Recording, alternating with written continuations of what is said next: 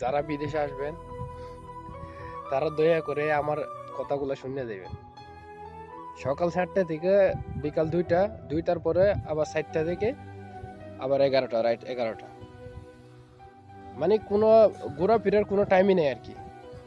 আমরা দেশে থাকতে কত ঘোরাফেরা করতাম, এদিকে যেতাম সেদিকে যেতাম, মানে যা মন চাইতো আর কি তা করতাম আর কি দেশে।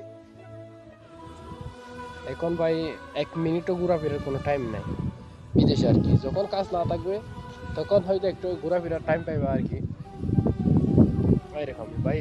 যারা বিদেশ আসবেন প্লিজ দয়া করো ভাই, আপনারা বিদেশ আসবেন না প্লিজ। দেশে দেশে কিছু একটা করেন ভাই, কোনো একটা ব্যবসা করেন, মোটামুটি যে কোনো ব্যবসা করেন। মনে করে একটা পানের দোকান দেন, 5 লাখ টাকা থাকলে একটা পানের দোকান দেন, তারপরে আপনারা বিদেশ আসবেন না ভাই। বিদেশে এরকম একটা জিনিস, আপনি জেলে না যাইয়া তারপরে এটা জেল আর কি। এটা বিশ্বাস করে আমি 6 বছর হয়েছি, 6 বছরে আমার কি বলবো ভাই, 6 বছর আমার অনেক কান্না করছি রে ভাই দেশে যাওয়ার লাগিয়া। পরিস্থিতি শিকার যাইতে পারি না আর কি, এরকম।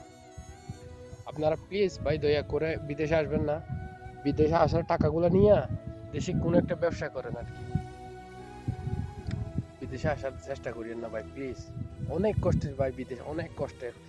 না আপনার কষ্টগুলো কাউকে বুঝাইতে পারবা, না কাউকে দেখাইতে পারবা। কাউকে বুঝাইলে উল্টা আপনি কষ্ট পাবেন আর কি, এরকম বিদেশের কষ্টগুলো। আপনার বাড়িতেও কাউকে কখনো বুঝাইতে পারবেন না এই কষ্টগুলো বিদেশের। প্লিজ দয়া করো ভাই বিদেশে আসবেন না, বিদেশে আসবেন না ভাই। বিদেশে এরকম একটা জিনিস, বিশ্বাস করো যদি জাহান্নামে না যাইতাম তাহলে আমি অনেক আগে ফাঁস নিয়ে নিজে মরে যেতাম। কি আর বলবো, এটাই আর কি বোঝানোর লাস্ট হয়েছিল, তাই এটাই বুঝেছিলাম আর কি। তো ভালো থাকবেন, দোয়া করবেন, ইনশাআল্লাহ দেখা হবে নেক্সট ভিডিওতে ইনশাআল্লাহ। ভালো থাকবেন ভাই, যদি পারেন নামাজটা একটু পড়ে তারপরে যদি পারেন আর একটু আমার চ্যানেলটাকে সাবস্ক্রাইব করেন ভাই প্লিজ। সালাম আলাইকুম।